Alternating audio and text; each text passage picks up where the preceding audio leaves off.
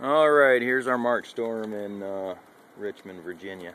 I came out to clear off the solar panels.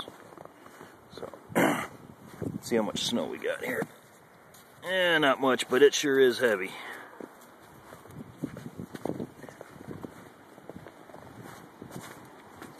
Now, let's see how much power we're producing, and then see how much we'll get. We're only 20 watts right now.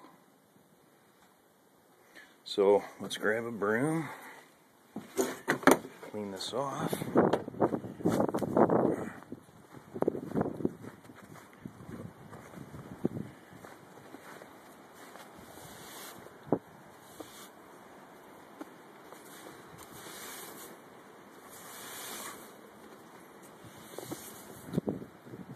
I don't know how well this is on camera, but that's all right.